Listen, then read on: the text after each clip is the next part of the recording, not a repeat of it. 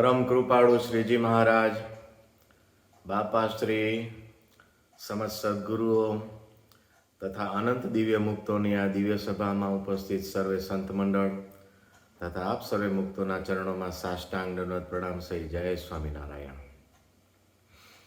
આજની આપણી આ રવિવારની સત્સંગ સભા, એમાં મારે જ્યારે વાત કરવાની આવી છે ત્યારે આત્મનિષ્ઠા અને ભગવાનનું મહાત્મા એ વિષય ચાલી રહ્યો છે. એ વિષય ઉપર વાત કરું એ પહેલાં ગત રવિવારે જે થોડી વાત કરી એને થોડું પુનરાવર્તન કરું. તો ગયા રવિવારે લોયાનું 7મું વચનામત જે મહારાજે વચનામત કીધા અને લખ્યા, એને વર્ષ પૂર્ણ થયેલું એની વાત કરેલી. તો એમાં એક વાત એ હતી કે સૌથી વધારે શ્રુતિ અને ભગવદ્ ગીતાના વાક્યો એમાં ટાંકેલા. 9 ભગવદ્ ગીતાના શ્લોકો લીધેલા, શ્રુતિ વાક્યો લીધેલા 6. તો એમાં જે મહારાજે વાત કરી એમાં શ્રીજી મહારાજે એવું કીધું કે જે બ્રહ્મભાવને પામ્યો છે એ જ ભગવાનની ભક્તિનો અધિકારી થયો છે. અને એ વાક્ય મહારાજે જે કીધું તો ત્યારે મહારાજે પછી સંદર્ભ ભગવદ્ ગીતાના છેલ્લા અધ્યાયનો જે શ્લોક છે, બ્રહ્મભૂત પ્રસન્નાત્માના શોચતિના કાંક્ષતી સમઃ સર્વેષુ ભૂતેષુ મદભક્તિમ લભ્યતે પરામ, એ શ્લોક ટાંકીને એ મહારાજે વાત કરી. તો એ શ્લોકની વાત કરીએ તો સૌથી વિશેષ શ્લોક પણ આ છે જે બ્રહ્મભૂત પ્રસન્નાત્મા, એને સૌથી વિશેષ વખત શ્રીજી મહારાજે વચનામતમાં યાદ કર્યો છે. એ શ્લોકને આજે હું એટલા માટે યાદ કરું છું કે જેમ ગયા સોમવારે વચનામત જયંતિ હતી એમ આવતીકાલ સોમવારે ગીતા જયંતિ છે. આમ વર્ષની રીતે ભલે કદાચ ફાસલો 5000 વર્ષનો હોય, પણ તિથિની રીતે જોઈએ તો એક અઠવાડિયાનો બરાબર ફરક, માગસર સુદ ચોથ અને માગસર સુદ એકાદશી, એટલે 7 દિવસના અંતરે તરત ગીતા જયંતિ હર હંમેશા આવતી હોય છે. તો એ શ્લોકને આજે યાદ કરીને ગીતા જયંતિને આપણે યાદ કરીએ કે શ્રીજી મહારાજે આ શ્લોકને યાદ કર્યો છે. તો એ શ્લોકની અંદર બ્રહ્મભાવ જે વાત છે એ આત્મનિષ્ઠાની પરાકાષ્ઠા કહેવાય. અને એમાં છેલ્લે જે શબ્દ વાપર્યો મદભક્તિમ લભ્યતે પરામ, તો પરમ ભક્તિ જે છે એનો અર્થ ગોપાળાન સ્વામી ગીતા ભાષ્યમાં પ્રેમ લક્ષણા ભક્તિની ઊંચાઈ એવો અર્થ કર્યો છે. પ્રેમ લક્ષણા ભક્તિ પરામમાં પ્રેમ લક્ષણા ભક્તિ એવો ગોપાળાન સ્વામીએ ગીતા ભાષ્યમાં ઉલ્લેખ કર્યો છે. તો આવી રીતનો એ જે વાત, આવી રીતની જે આ વાત, એમાં પ્રેમ લક્ષણા ભક્તિ આવવાનું કારણ વચનામતમાં શ્રીજી મહારાજ હંમેશા ભગવાનનું મહાત્મા કહ્યું છે. તો એ શ્લોક પણ આત્મનિષ્ઠા અને ભગવાનનો મહાત્માનો જ પેલો ઘોતક છે. અને એટલે જ શ્રીજી મહારાજે એમને સવિશેષ યાદ કર્યો છે. હવે આગળની વાત લઈએ વચનામતમાં. તો અત્યાર સુધીમાં જે આત્મનિષ્ઠા અને ભગવાનના મહાત્માની વાત કરી એમાં વડતાલ સુધીના વચનામતો લીધા. હવે આગળના લઈએ તો અમદાવાદ, અસલાલી અને જેતલપુરના વચનામતો. તો ક્રમશઃ એ વચનામતમાં જઈએ આપણે. તો આત્મનિષ્ઠાની વાત કહીએ તો અમદાવાદના બીજા વચનામતમાં શ્રીજી મહારાજે કહ્યું છે, પરમેશ્વરનો ભક્ત જાગ્રત, સ્વપ્ન અને સુષુપ્તિ, આ જે 3 અવસ્થા કહેવાય છે તે થકી પર વર્તે છે. 3 દેહથી પર છે તેમ 3 અવસ્થાથી પણ પર વર્તે છે. અને રજતમ ને મલિન સત્વ તેનો ત્યાગ કરીને, એટલે 3 ગુણથી પણ પર થવાની વાત આવી. એટલે 3 દેહ, 3 અવસ્થા, 3 ગુણ, તેનો ત્યાગ કરીને કહેતા માયિક ઉપાધિ તજીને શુદ્ધ સત્મય વર્તે છે. અને બીજો ત્રિગુણાત્મક કહેતા માયિક ઉપાધિ સહિત 3 ગુણો છે એનામાં, ત્રિગુણાત્મક પ્રીતિએ યુક્ત વર્તે છે. તે બેમાંથી જે માયિક ઉપાધિ તજીને બ્રહ્મરૂપ થઈને ભગવાનને ભજે છે તે શ્રેષ્ઠ છે. એટલે પ્રીતિએ યુક્ત છે એને પણ બ્રહ્મભાવની અપેક્ષા રહે છે, બ્રહ્મરૂપ થવાની અપેક્ષા એને પણ છે. તો આવી રીતે શ્રીજી મહારાજે બ્રહ્મભાવ જે કીધું ને કે આત્મનિષ્ઠાની એક પરાકાષ્ઠા, બ્રહ્મભૂત પ્રસન્નાત્મા, તો એની મહારાજે શું કહે છે કે એમાં જે બ્રહ્મરૂપ થઈને ભગવાનને ભજે છે તે શ્રેષ્ઠ છે. અને આત્યંતિક પ્રલય જે જ્ઞાન પ્રલયની વાત પણ ગયા વખતે આપણે કરેલી હતી. એક વખત ગયા વખતે નહીં પણ વચનામતમાં કરેલી હતી કે જ્ઞાન પ્રલય છે ને એ 4 પ્રકારના જે પ્રલય કહેવાય છે એનાથી પણ ઉપરની વાત છે. અને એ જે જ્ઞાન પ્રલય થયો એ ફરી પાછો જન્મ મરણને નથી પામતો. આત્યંતિક પ્રલય થાય તો જીવ માયાને વિશે લીન થાય છે, પણ જ્યારે જ્ઞાન પ્રલય થાય છે ત્યારે જીવ છે માયાને તરી જાય છે. એટલે જ્ઞાન પ્રલય એ છેલ્લી વાત છે. તેણે કહીને જેણે માયિક ઉપાધિનો ત્યાગ કર્યો તેને તો પાછી કોઈ કાળે માયિક ઉપાધિ વળગતી નથી. અને જેમ ભગવાન સ્વતંત્ર થકા દેહ ધરે છે તેમ તે પણ સ્વતંત્ર થકો દેહ ધરે છે. આ વાત શ્રીજી મહારાજે સારંગપુરના 11માં મૂર્તિમાં લીન થાય છે એ વાત કરી, મુક્ત એને ત્યારે પણ આ વાત કરી. અને લોયા 7માં પણ જે પ્રશ્ન એ રીતે પૂછાયો કે નિત્યાનંદ સ્વામીનો પ્રશ્ન કે ભ્રમરૂપ થયો એને કઈ રીતે જન્મ મરણ છે, એટલે આ વાત મહારાજે કરે છે કે જે ભગવાન સ્વતંત્ર થકા દેહ ધરે છે તે પણ સ્વતંત્ર થકો દેહ ધરે. એમનું જે આ લોકની વિશે આવવું એ તો કેવું છે, નટની લીલા જેવું છે. મહારાજ વારે ઘડીએ કહે છે, પણ એ ભગવાન માટે પણ લાગુ પડે છે. ને અહીંયા મહારાજ શું કહે છે કે ભગવાનની જેમ એ ભક્ત પણ સ્વતંત્ર થકો દેહ ધારણ કરે છે. તો એવી અગત્યની વાત, આત્મનિષ્ઠાની બહુ મોટી વાત. અમદાવાદનું બીજું. હવે અમદાવાદના ચોથું, તેમાં ભગવાનનું મહાત્મ્ય જે કીધું છે કે ભગવાન કેવા છે, તો જન્મ ધરતે થકે પણ અજન્મા છે, અને દેહ મુક્તે થકે પણ અજર અમર છે, અને માયાના અંજન થકી રહિત છે, અને મૂર્તિમાન છે, અને સ્વપ્રકાશ છે, બ્રહ્મ છે, અક્ષર છે, અંતર્યામી છે, અને અનંત કોટી બ્રહ્માંડના આધાર છે. પ્રથમના 12માં જેમ પુરુષની વાત કરી, બરાબર, પુરુષ માયા, કાળ અને 24 તત્વ એના સ્વરૂપને જાણે એ અવિદ્યાથી મુકાય છે. તો અહીંયા મહારાજે શું કીધું, શ્રીજી મહારાજે પોતાના સ્વરૂપને કીધું. કેવા છે તો કે અજર અમર, માયાના અંજનથી રહિત, મૂર્તિમાન, સ્વપ્રકાશ, બ્રહ્મ, અક્ષર, અંતર્યામી ને અનંત કોટી બ્રહ્માંડના આધાર છે. અને મનુષ્ય દેહને જે ધરવું ને મૂકવું તે તો નટવાની પેઠે ઇન્દ્રજાળ સરખું છે. અહીંયા શ્રીજી મહારાજ ભગવાનના મહાત્મામાં કીધું કે એનું જે આ દેહમાં આવવું ને જવું એ તો નટવાની લીલા જેવું છે. અને અનંત કોટી અક્ષરાધિક મુક્તના નિયંતા છે અને સર્વેના સ્વામી છે. અને બાળ, યૌવન, વૃદ્ધને જન્મ, મૃત્યુ ઇત્યાદિ જે દેહના ગુણ તે ભગવાનની લીલા છે. શું કીધું? બાળ, યૌવન, વૃદ્ધને જન્મ, મૃત્યુ. તો જ્યારે મહારાજ મહિમાની વાત કરે ત્યારે ભગવદ્ ગીતાના આ શ્લોકને પણ વાત કરે છે મહારાજે. 4થા અધ્યાયનો જન્મ કર્મ છ મે દિવ્યમેવમ યાતિ વાત તત્વસ્થ, કે તત્વકને જે આવી રીતે મારા સ્વરૂપને જાણે છે. એટલે ભગવાનના સ્વરૂપને તત્વકને જાણવું એટલે શું? તો કે આવી રીતે કે એ મનુષ્ય દેહ ધારણ કરે છે છતાં પણ એ તો દિવ્ય સદા સાકાર મૂર્તિમાન છે. એ ભગવાનની લીલા છે.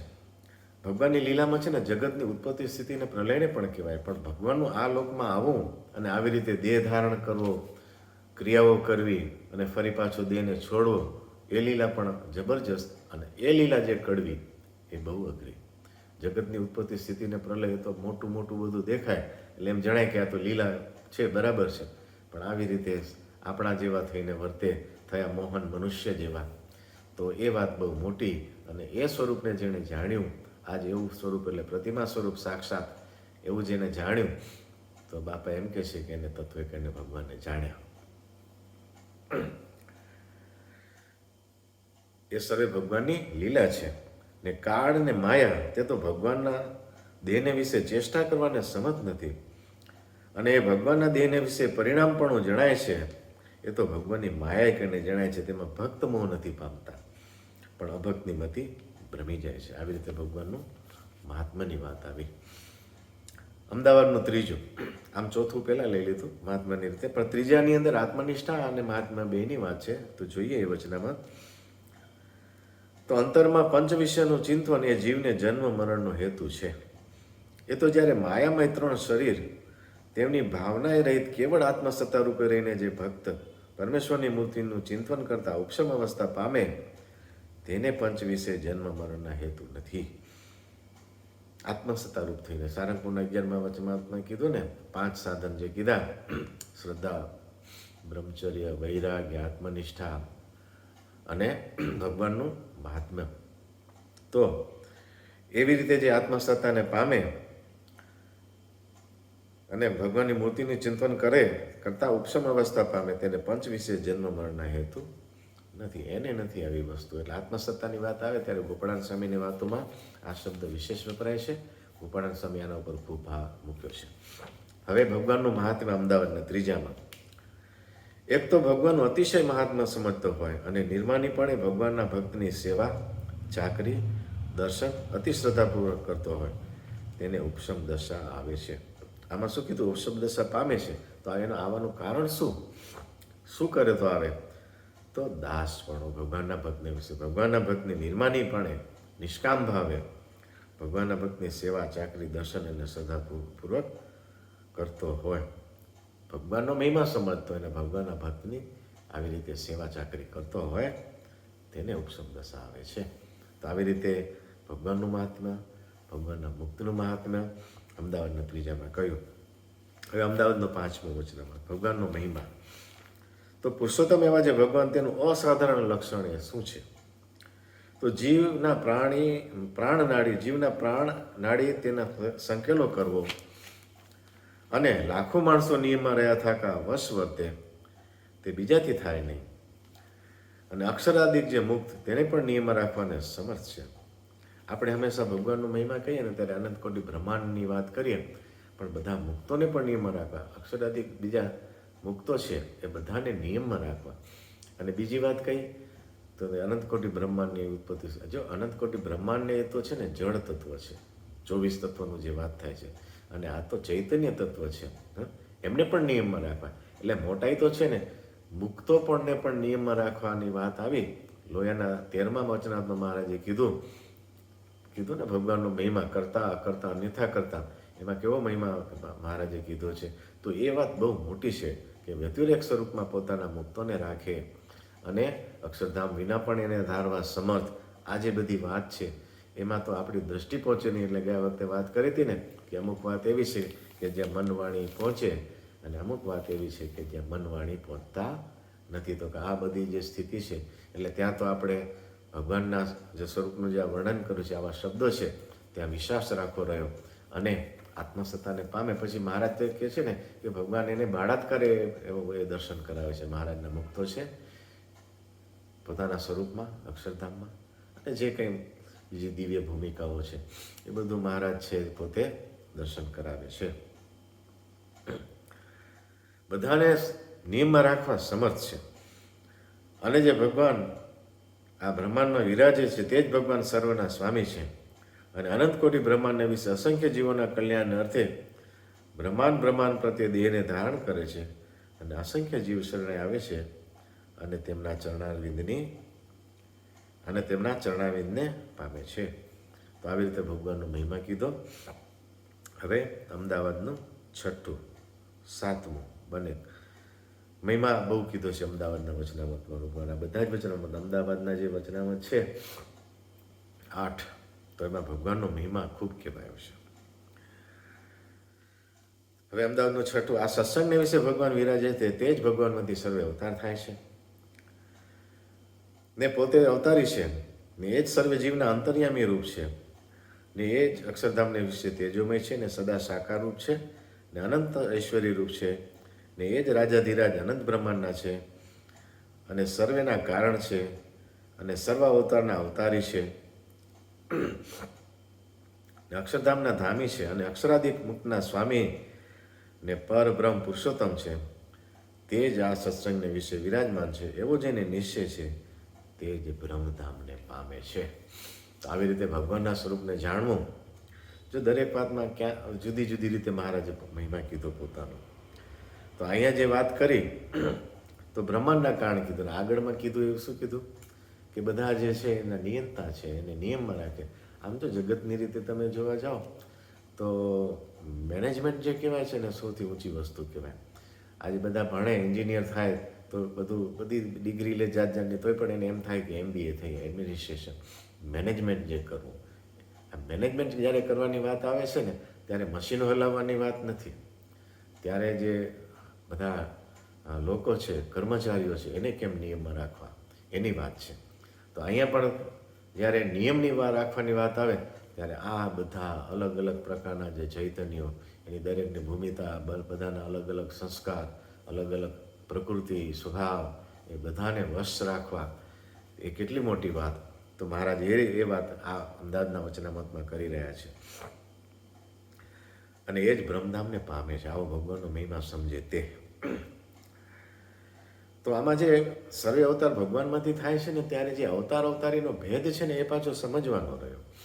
જો ભગવાનમાંથી થાય છે એટલે બધા જ શ્રીજી મહારાજ જ આ સ્વરૂપે થયા છે ને એ જ સ્વરૂપ છે એવું નથી. લોયાના 14મા વચનામૃતમાં શ્રીજી મહારાજે કીધું અમે અમારી રુચિ છે તે કહીએ છીએ. ત્યારે પણ મહારાજે એવું કીધું છે કે સર્વે અવતાર ભગવાનમાંથી થાય છે, છતાં પણ મચ્છ કચ્છ પછી બીજા જે અવતાર કીધા દત્ત કપિલ એના કરતાં બધાએ કરતાં શ્રીજી મહારાજે શ્રી કૃષ્ણ ભગવાનને શ્રેષ્ઠ કીધા છે. તો એ ભેદ જે છે એ તો પાછો છે જ, એ વાતને પણ સમજવી રહી. અને મહારાજે શું કીધું, હું તો અવતારી છું પાછો. આ જ વચનામતમાં આવ્યું પોતે તો અવતારી છે. તો આ વાતનું જે રહસ્ય જે છે સમજવાનું છે.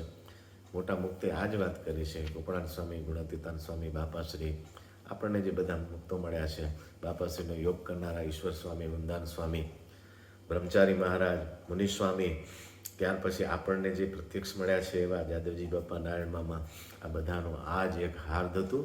આ જે એનો હેતુ હતો બધાને આવી રીતે આવું જે ભગવાનના સ્વરૂપે મૂર્તિમાં જોડવા માટે, કોઈને કાર્યમાં વળગાવી દેવા માટે આ મુક્તોએ કામ કર્યા નથી. આ વાતનું બહુ આપણે સમજવા જેવી છે આ વાત. તો આવી રીતે આવો જે ભગવાનના સ્વરૂપને નિશ્ચય તે જ બ્રહ્મધામને પામે છે. હવે અમદાવાદનો 7મો, સર્વ બ્રહ્માંડોની ઉત્પત્તિ સ્થિતિને પ્રલય તેનો કરતા હું જ છું, અને મારે તે જે કહીને સૂર્ય, ચંદ્રમા, તારા તથા અનંત બ્રહ્માંડ અને એ બ્રહ્માંડોને વિશે જે અનંત પ્રકારના ધામ, અસંખ્ય બીજી કરોડ જે દિવ્ય ભૂમિકાઓ એ સર્વે તેજોયમાન છે. અને મારા પગને અંગૂઠે કરીને પૃથ્વીને ડગાવું તો અસંખ્ય બ્રહ્માંડની પૃથ્વી ડગવા લાગે. એવો જે હું તે મારે વિશે એવો નિશ્ચય કરે તો ભગવાન એવો જે હું તે મારે વિશે મન કોઈ કાળે વ્યભિચારને પામે નહીં. પ્રશ્ન એવો પૂછાયેલો કે કેમ સમજે તો ભગવાન મન વ્યભિચારને ન પામે? મન વ્યભિચારને ન પામે એટલે ભગવાનમાંથી છૂટીને બીજી જગ્યાએ ન જાય. તો એ ક્યારે ન જાય? તો બીજી જગ્યાએમાં તમે જોવા જાવ તો ઘણા બધા ઠેકાણે છે. બીજા પંચ વિષય છે, બીજા જે ભૂમિકાઓ છે, બીજા જે ધામો છે, જે કંઈ કહેવાતું એ બધું છે, ત્યાં મન ક્યારે જાય નહીં. બીજા શબ્દમાં કહી તો પતિવ્રતાની ભક્તિ કેમ અચળ રહે? આવો પ્રશ્ન. તો આવી રીતે મહારાજે કીધું કે બધું આ બધાના કારણ એવા જે ભગવાન તે આ તમને મળ્યા છે. એવું જે સમજે તો ક્યારે મન વ્યભિચારને ન પામે.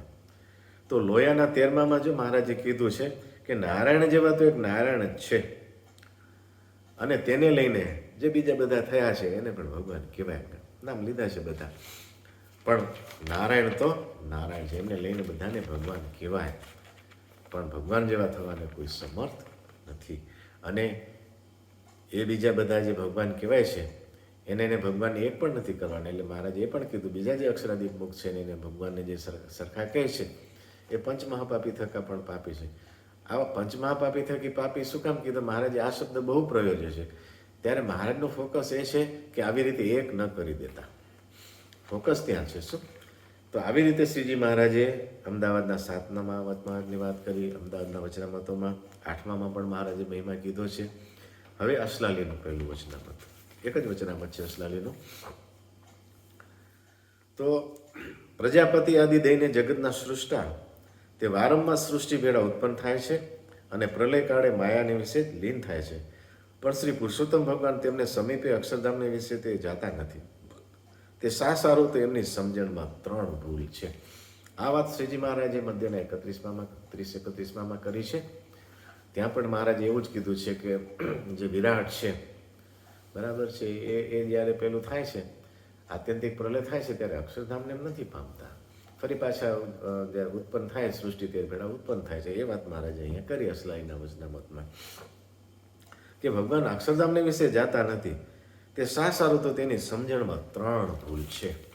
એટલે શ્રીજી મહારાજ હવે એમની શું સમજણમાં ભૂલ છે? તમે જો જગતની ઉત્પત્તિ સ્થિતિને પ્રલયના કરતા છે, તો એનામાં શું ભૂલ છે? આવી વાત છે. તો પહેલી તો પોતાની ક્રિયાનું બળ સમજે છે, પણ ભગવાનના આશરાનું અને ભગવાનનું બળ નથી સમજતા. ક્રિયાનું બળ છે. અને મહારાજે જે લોયાના વચનામતમાં જે મહારાજે પ્રશ્ન ઉત્તર કર્યા એમાં મહારાજે આ જ કીધું છે, પુરુષાર્થનું બળ સમજે અને ભગવાનનું બળ ન સમજે, મૂર્તિનું બળ ન સમજે તો એને ખોટ છે. તો આ ખોટ કીધી મહારાજે. ખોટ કોણ કે બોલો? સર્વોપરી હોય, સર્વથી પર તત્વ હોય એ કહી શકે. આપણે સામાન્ય જે જીવો હોય એનો નિર્ણય કેમ કરે? તો શ્રીજી મહારાજે કહ્યું કે પોતાની ક્રિયાનું બળ સમજે છે પણ ભગવાનના આશ્રયનું અને ભગવાનનું બળ નથી સમજતા. એ પહેલી. બીજી, પોતાને બ્રહ્મરૂપ નથી માનતા. જો બ્રહ્મરૂપ માને તો બ્રહ્મરૂપ થવાની વાત છે. એ રૂપ શું કામ થયા? તો કે બ્રહ્મરૂપની ભાવના નથી આવી એટલે. અને અક્ષરરૂપ થઈ પુરુષોત્તમ નારાયણના દાસપણાને નથી માનતા એટલે દાસપણું પણ નથી પાછું. અને એટલે મધ્યના સડસઠમાં પણ રહસ્યની અંદર એ ચોખવટ કરી કે ભગવાનના સાધર્મપણાને જે પામ્યો છે ને એ જ ખરો દાસ છે ને દાસપણું એને જ દ્રઢ છે. સારંગપુરના 17માં પણ મહારાજે જે સૂક્ષ્મ થકી વાત થતી જાય છે, ઉપાસના દ્રઢ થતી જાય છે, એમાં પણ એમ કીધું એને ઉપાસના સુધી થતી જાય છે ને દાસપણું પણ વિશેષ ને વિશેષ આવતું જાય છે. એટલે આ જે છે ને કે પોતાને નારાયણના દાસપણાને નથી માનતા. આ બહુ આ ઝીણી બધી વસ્તુ છે. એટલે મહારાજે કેટલી બધી ચોખવટ કરી છે આ વસ્તુની. આજે વચનામૃત અસલાલનું એક જ વચનામૃત છે પણ બહુ અગત્યનું 2 પોઈન્ટ કીધા. ત્રીજો પોઈન્ટ, રામકૃષ્ણાથી ભગવાન અનંત અવતાર તેનો તે સર્વે અંશ કહીને જાણે છે. આ પૃથ્વી ઉપર જ્યારે ભગવાનના અવતાર થાય ત્યારે એમ માને કે અમારા બ્રહ્માંડમાં આ કોઈ પહેલુંથી એટલે શ્રેષ્ઠતા તો પોતાની જ માને પાછી. શું એને અંશ કરીને જાણે, પોતાના અંશ કરીને જાણે. કઈ રીતે? તો કે દેહ જે ધારણ કર્યો અહીંયા તો એમ જ સમજે કે આ જે અમે સૃષ્ટિ રચી છે એમાંથી જ આ છે. પેલા બ્રહ્માની પેલી વાત આવે છે ને કે વાછડા લઈ ગયા ને પછી જોયું કે હવે કૃષ્ણ ભગવાન શું કર્યું, જોયું તો એવા જ વાછડા ને બીજું ને ત્રીજું ને બધું અહીંયા જોયું. ત્યારે એને વિચાર થયો કે આ શું છે બધું. તો એ પણ એ પાર પામતા નથી. બ્રહ્માદિક જેવા દેવો પણ ભગવાનને જે લીલા છે એને પાર પામતા નથી. તો આવો જે ભગવાનનો મહિમા આ જે 3 વસ્તુ કીધી બરાબર, તો એની ભૂલ છે. મહારાજ કે રિપીટ કરવું એ વાતને. પોતાની ક્રિયાનું બળ સમજે છે. બીજું, બ્રહ્મરૂપ નથી માનતા. ત્રીજું, ભગવાન અવતાર થાય છે એ પોતાના અંશ જાણે છે. એમ ભગવાનને ભજીને બ્રહ્માની ઉત્પત્તિ કેમ થતી હશે? તે ઉત્પત્તિના સામર્થ્યની છે તે ભક્ત કનિષ્ઠ છે. આ વાત કહીને પછી મહારાજ છે ને છેલ્લે એમ કહે છે ભક્તના ભેદ પાડ્યા પછી. ઘણી વખત મહારાજે આવી રીતે ભેદ પાડ્યા છે. અહીંયા ભેદ પાડ્યા છે એ એક જુદી રીતે પાડ્યા છે. ઉત્તમ, મધ્યમ ને કનિષ્ઠ. તો શું કીધું? હવે આ લોકનો જે ભક્ત હોય ને ભગવાનના ભક્ત હોય ને એ વાત નથી. હવે તો આ જે સ્ટેજ કીધા ઉપરના એની રીતે આખા ભેદ પાડ્યા છે મહારાજે. તો આવી રીતે જે સમજે છે તે ઉત્પત્તિના સામર્થ્યને ઈચ્છે છે તે ભક્ત કનિષ્ઠ છે. અને કેવળ આત્મરૂપ થઈને ભગવાનને ભજે તે ભક્ત મધ્યમ છે. આત્મરૂપ માનવું મહારાજે કીધું છે, આત્મનિષ્ઠાની આ વાત કીધી છે. પણ કેવળ આત્મનિષ્ઠા હોય અને ભગવાનની નિષ્ઠા ન હોય તો ન ચાલે. મહારાજ કે તો કેવળ જે આત્મરૂપ થઈને ભગવાનને ભજે કેવો છે? મધ્યમ છે. અને ત્રીજો જે પ્રત્યક્ષ પુરુષોત્તમની મૂર્તિ તેની નિરંતર અનન્યપણે કરીને સેવાની વિશે નિષ્ઠા રાખે તે ભક્ત અતિ ઉત્તમ છે. મહારાજ કે મારા સ્વરૂપની વિશે અનન્ય નિષ્ઠા રાખે તે ભક્ત ઉત્તમ છે. બીજું બધું એને કાંઈ જોઈતું નથી. એમ હમ તો એક સહજાનંદ ગાવે, હમારે મન સ્વામી નારાયણ દૂસરો ન ભાવે. પ્રેમાનંદ સ્વામી છેલ્લી આ શરૂઆત કરી અને પ્રેમાનંદ સ્વામી છેલ્લી કડીમાં એમ કહે છે અગમ નિગમ કઠિન રહસ્ય. અગમ નિગમ કઠિન રહસ્ય એટલે શું? બ્રહ્માંડની ઉત્પત્તિ કેમ થાય છે ને શું છે ને બીજું છે ને કેવું છે, કઠિન રહસ્ય હમે ના સમજાય. હમ તો એક પ્રેમાનંદ સાર સુગમ સહજાનંદ આવે. એટલે આ કરવાનું છે આમ તો બરાબર છે. એટલે બીજા બધા એટલે બાપા કે ને બીજા બધા લડધા મૂકી દેવાના. તો પણ આ બધું છે ને વચનામૃતમાં તો છે જ. આવા મોટા પુરુષ મળે ત્યારે આ વાત સમજાવે ત્યારે આપણને આ વાત સમજાય છે. તો આપણા ઉપર બાપાશ્રીનો એવો મોટો ભાર છે. આપણે કોઈ દિવસ એનું ઋણ ચૂકી શકીએ એમ નથી.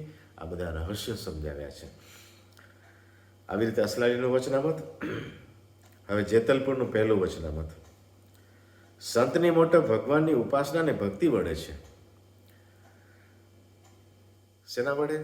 ઉપાસના અને ભક્તિ. ઉપાસના અને ભક્તિ હંમેશા પ્રેમલક્ષણા ભક્તિ કહો, ભક્તિ કહો, નવધા ભક્તિ કહો, ભગવાનની ઉપાસના એ બધું ભગવાનના મહાત્માની અંદર આવે. એટલે આની અંદર ભેગા ભેગું મહાત્મ્ય પણ છે આ વચનામતમાં. અને બીજું સંતને આત્મનિષ્ઠા છે તે મોટપ એની મોટપ છે. જો એટલે હવે આ વાતને હવે કેટલી વાર વાત કરીએ. કોઈ વચનામત ખાલી નથી આના વગર. આ વાત સળંગ જોતા જાઓ તો આ વાત એક ધારી મહારાજ વાત કરે છે. અમુક વાત પુનરાવર્તન કરી તો એ દોષ ન ગણાય. ગુણાતીતાનંદ સ્વામીએ વાત કરી કે શ્રીજી મહારાજે અનેક વાતો કરી છે, પણ શ્રીજી મહારાજની રુચિ તો આત્મા અને પરમાત્માને વિશે જ હતી. એ આ દેખાઈ આવે છે. તો સંતને મોટાઈ શું છે? તો ભગવાનની ભક્તિ, ઉપાસના અને આત્મનિષ્ઠાના મોટપ છે. અને એવા જે સંત તેને વિશે આત્મનિષ્ઠા રાખવી ને તે જ પોતાનું સ્વરૂપ માનવું, તે બ્રહ્મવિતાને વિશે આપું માનવું, તે સારું. તો એને આવરણ ભેદ્યાની ગતિ છે તે સારું. એને વિશે આત્મબુદ્ધિ રાખવી. પ્રથમ આત્મનિષ્ઠા રાખવી બોલ્યા, પછી આત્મબુદ્ધિ રાખવા કીધું. તો આત્મબુદ્ધિ કેવી રીતે રાખવી? તો બાપાશ્રીની વાતો પહેલી જ વાતમાં અદ્ભુત વાત કરી છે, બાહ્ય અને અંતરથી. તો બાહ્ય એટલે શું? એમના સુખે સુખી, એમના દુઃખે દુઃખી. અને અંતરથી એટલે શું? કે જેમ નદીમાં પાણીનો લોટો રેડે તો સમુદ્ર ભેગો ભળી જાય, એના વિશે એવી આત્મબુદ્ધિ કરી દેવી, એમ જીવન પણ થઈ જાય. શું પેલું છે ને, સર્વે સખી જીવને જોવાને ચાલો, એમાં જે ચોથું પદ છે ને, એમાં એવું એક એવી નોંધ થઈ છે, જુઓ જીવ મોહ નિદ્રામાંથી જાગી. એમાં એવું છે કે જુઓ જીવન મોહ નિદ્રામાંથી જાગીએ. એ ત્યાં ઉપદેશાત્મક નથી, એમ એ આખી રચના છે.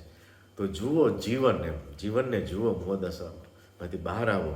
એટલે જીવન છે આપણું. શું મોટા મુક્તો અને મહારાજે આપણું જીવન છે તે સારું. તો તેમને આવરણ ભેદ્યાની ગતિ છે. બાપાશ્રી પણ કીધું છે કે ધ્યાન કરો ત્યારે મોટા મુક્તની સહાય લેવી. શું કામ? તો એ ભૌમિયા એ છે. ભૌમિયા છે. શું? એને ખબર છે, અનુભવી છે. ભૌમિયો હોય એ લઈ જાય ને, ભૌમિયો ન હોય એ આવડે રસ્તે ચડી જાય. કદાચ લઈ પણ જાય, ચાલો ને, રસ્તો બરાબર હોય તો પહોંચી જાય, પણ નહીં તો અવળો રસ્તો આવી જવાની શક્યતા ભૌમિયો ન હોય તો પૂરેપૂરી. એટલે બાપા કહે છે કે ભૌમિયા મોટા મુક્ત છે.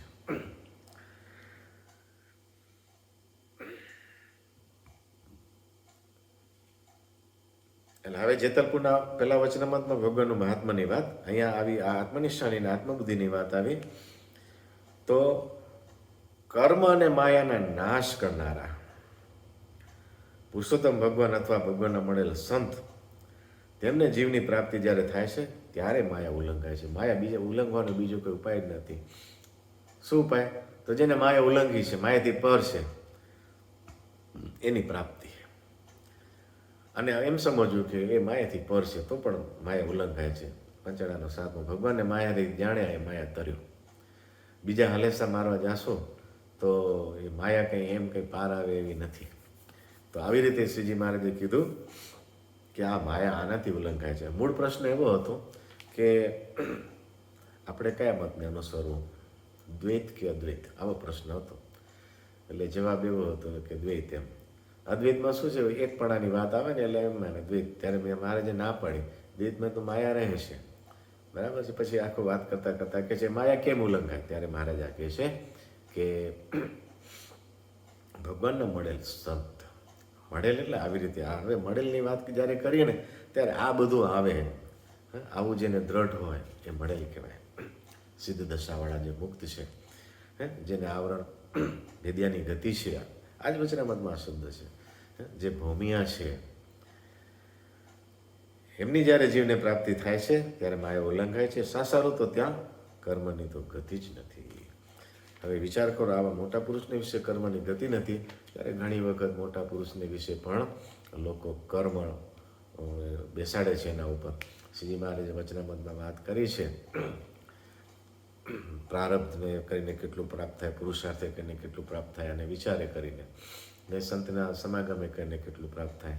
એમાં મહારાજે એક પ્રસંગ કીધો કે અમારો દેહ રહે નહીં, જે અમે વન વિચરણ કર્યું એમાં કોઈ રીતે દેહ રહે નહીં એમ હતું. અને એક પોળા તટવારી નદી આવી, એમાં પડતું મૂક્યું, છતાં પણ અમે રહ્યા. ત્યાં પ્રારબ્ધ સમજ્યો. મહારાજ કયા પછી હાસ્યા મહારાજ. તો હસવાનું કારણ શું? મહારાજ ઉપર પ્રારબ્ધ ઠેરાવી, રહસ્યાત્મક ખુલાસો. પ્રારબ્ધ ઠેરાવવું કે કર્મ ઠેરાવવું, બરાબર છે ને? એટલે જીવ છે ને આ વાતને સમજી શકતો નથી. ફરી પાછી એ જ વાત, ભગવાનનું મહાત્મા સમજી શકતો નથી. જન્મ કર્મ ચમે દિવ્યમેવમ, આ વાતને સમજી શકતો નથી.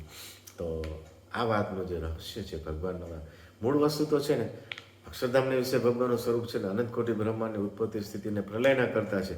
ત્યાં તો છે ને બધાને આનંદ આવે છે, પણ મનુષ્ય રૂપ સ્વરૂપ, પ્રતિમા સ્વરૂપ, ત્યાં વાત કેટલું થાય છે. ત્યાં આપણે કેટલા ઊભા રહી શકીએ છીએ.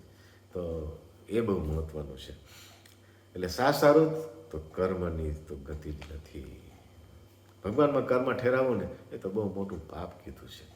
ભગવાનના ભક્તને વિશે પણ નથી ઠેરાવવાનું. અહીંયા બે વસ્તુની વાત કરી, ભગવાનના સંતને વિશે પણ નહીં, અને એવા ભગવાનના જે નિષ્કામ, આગળ જે વાત કરી એવા જે નિષ્કામ ભક્ત છે એને વિશે પણ કર્મ નથી ઠેરાવવાનું. તો આવી રીતે જેતલપુરનું પહેલું વચનામત, આત્મનિષ્ઠા અને ભગવાનના મહાત્માની વાત. જેતલપુરનું ત્રીજું વચનામત. 3 વાત કીધી આમાં.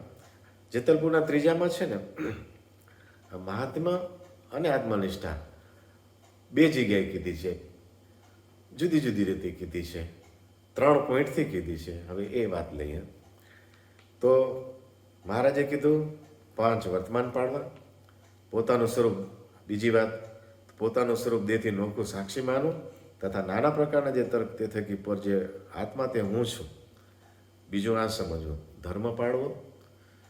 ધર્મ પાળવાની વાત આવે ને એટલે આપણા માટે શિક્ષાપત્રી, એમ શિક્ષાપત્રી પ્રમાણે રહેવું. એમ પોતાનું સ્વરૂપ દેહથી નોખું સાક્ષી માનવું, નાના પ્રકારના તર્ક તે થકી પર જે આત્મા તે હું છું. અને ત્રીજું,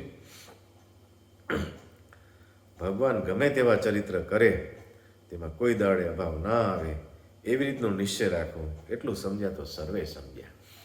એટલે પહેલા 2 પોઈન્ટ હતા એ આત્મનિષ્ઠા બાજુના હતા, અને ત્રીજો પોઈન્ટ જે મહારાજે કીધો એ ભગવાનનો મહિમા કીધો કે ગમે એવા ચરિત્ર કરે પણ કોઈ દાડે અભાવ આવે નહીં.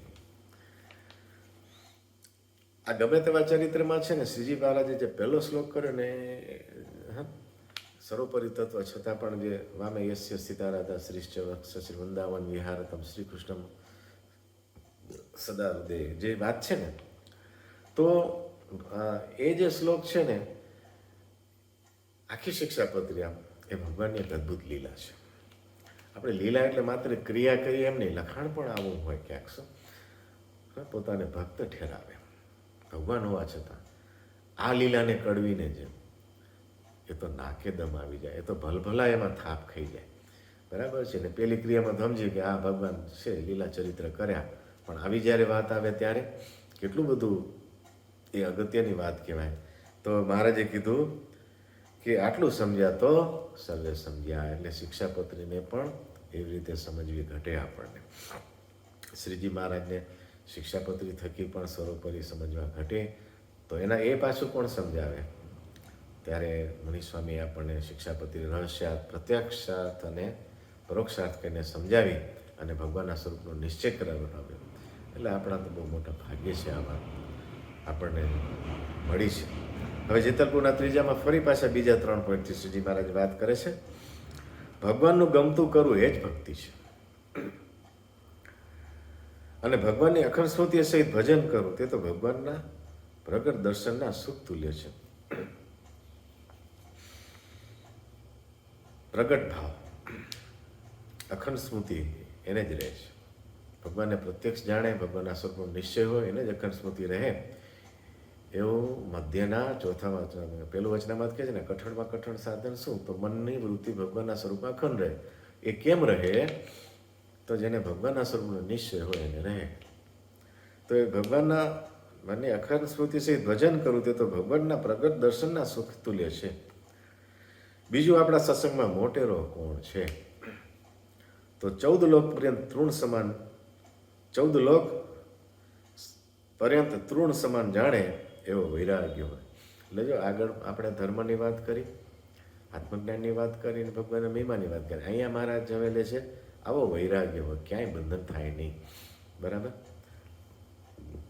અને જેમને દેહને વિશે આત્મબુદ્ધિ છે તેમ પરમાત્મા જે પુરુષોત્તમ તેમના સ્વરૂપની દ્રઢતા સાક્ષાત્કાર બોધે યુક્ત હોય.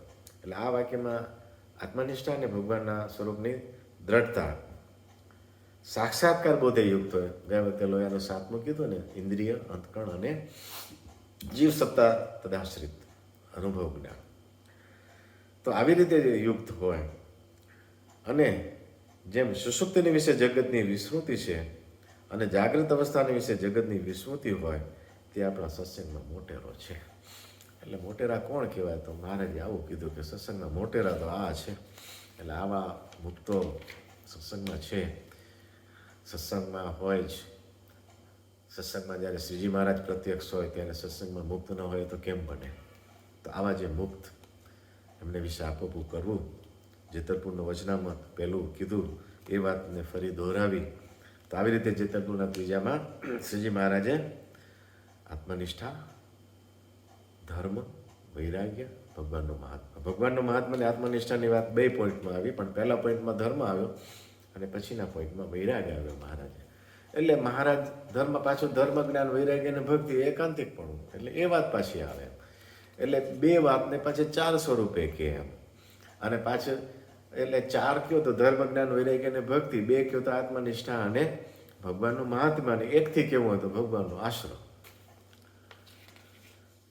તો આવી રીતે આખો દોર છે વચનામૃતનો, એનો આનંદ આપણે લઈ રહ્યા છીએ. હવે જેતલપુરનું 5મું વચનામૃત,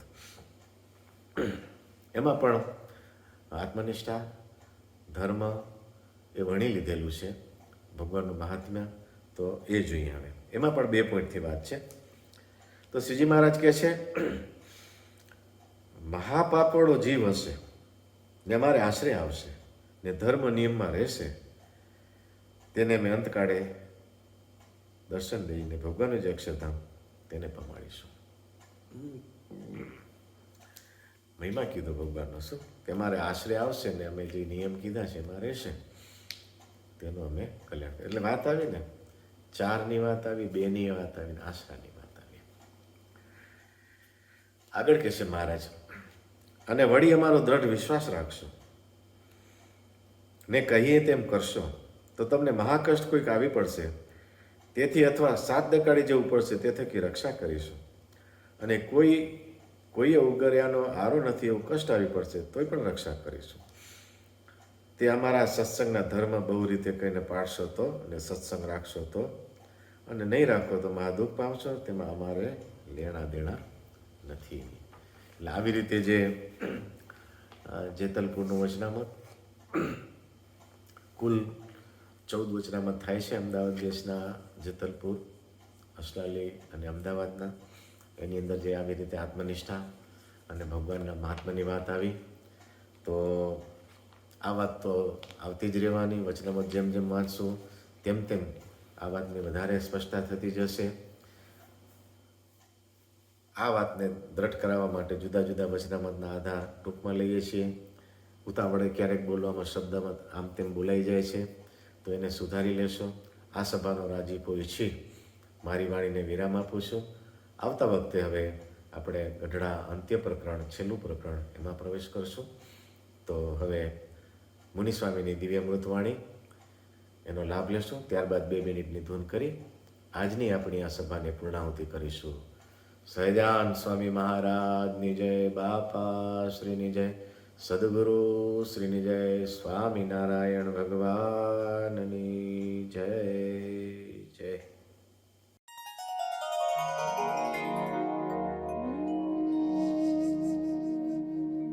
મહારાજે વચન કીધું કે ભગવાનના ભક્તો હોય એની વૃત્તિ તો ભગવાનમાં જ રહે, અને જેને વૃત્તિ ભગવાનમાં ન રહે તો એ ભગવાનનો ભક્ત નહીં. તો સત્સંગમાં આવતો હોય તો એ ધીરે ધીરે ભક્ત થશે, કૃષ્ણ કરતા કરતા એવો થશે. પણ એ પરિપૂર્ણ ભક્ત નહીં હતા, ચાલુ ચાલતો ખરો પણ એકાંતિક થયેલો નહીં. ખરો એકાંતિક હોય એની વૃત્તિ તો મહારાજ અમારી મૂર્તિમાં જ રહે. ત્યારે ભગવાન કહે કે મહારાજ કેમ કરીએ તો તમારી મૂર્તિમાં વૃત્તિ રહે, એનું સાધન શું છે? મહારાજનું સાધન તો અંતર્દૃષ્ટિ છે. અંતર્દૃષ્ટિ કરી મૂર્તિ જુઓ તો અમારી મૂર્તિમાં વૃત્તિ રહે. કારણ કે અંતર્દૃષ્ટિ એટલે શું? અંતરમાં ઊંડા ઉતરી જવું એ નહીં મહારાજ. કે યોગ સાધ્યો હોય તો એ અંતરમાં પ્રવેશ કરી શકે છે. યોગ સિદ્ધિઓ હોય એ બીજા નથી પ્રવેશ થાય, યોગ એવો સિદ્ધ કર્યો હોય તો એ અંતરમાં પ્રવેશ છે. હૃદયમાં 6 ચક્ર છે, એ 6 ચક્ર દેખી શકે છે. ગુદાને વિશે, લિંગને વિશે, નાભીને વિશે, હૃદયને વિશે અને કંઠને વિશે, પ્રકૃતિને વિશે, એ 6 ચક્ર છે.